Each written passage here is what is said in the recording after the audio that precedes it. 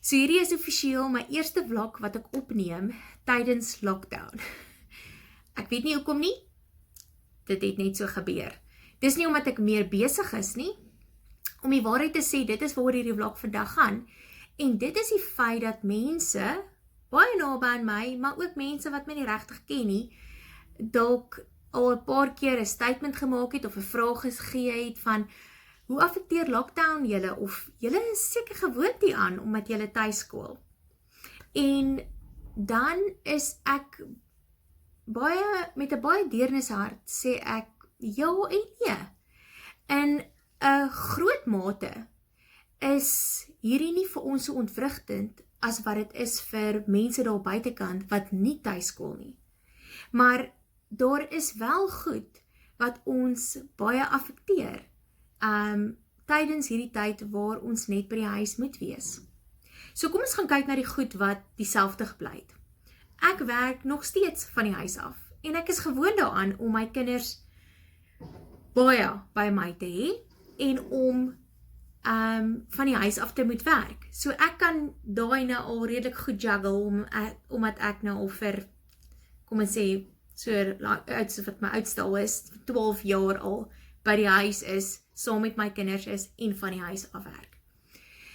Dan, ons is gewoond daaraan om self die huis skoon te maak. En ons bly gelukkig nie nou in 'n groot huis nie, anders sou ons seker weer 'n huishulp gehad het, maar om net te help. Maar ons is gewoond daaraan om self die huis skoon te maak, elkeen het sy taakies wat hulle moet doen.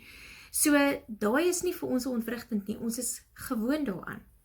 Ek is gewoond daaraan om alleenlik verantwoordelik te wees vir my kinders se opvoeding, want ek tuiskool. So daai goed het baie dieselfde gebly. Wat het verander? Wat is anders en wat is vir ons moeilik?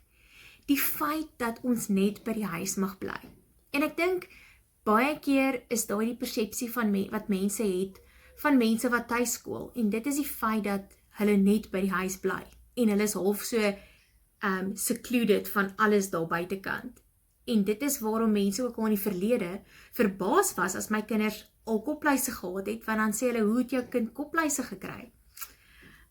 Ons gaan ook biblioteek toe, ons gaan ook kerk toe, ons het baie vriende wat nie tuiskool nie, ons het vriende wat tuiskolers is, wat ook buitekant speel en by mekaar kuier.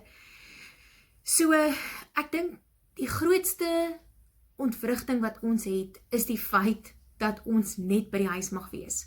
Want omdat ons tuiskool, en omdat dit meer 'n 1 tot 2, 1 mamma, 2 kinders, tuiskoling is, het dit altyd gemaak dat ons meer tyd het vir sosialisering. So ons was baie op die strand. Ons het baie keer saam met vriende uitstappies gehad. Ons het baie keer gekuier.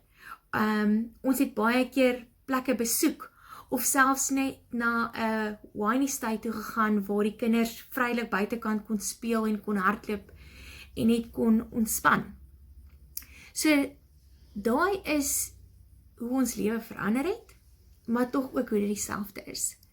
En ek sal 'n bietjie vlog opneem oor hoe ek dink, en wat ek dalk vir ouer kan sê, om hulle so 'n bietjie te help, as hierdie nie vir hulle gewoon is nie. Aangesien ons nie presies weet hoe lank hierdie nog gaan aanhou nie. Maar net so 'n stukkie van hoe lockdown ons lewe beïnvloed het.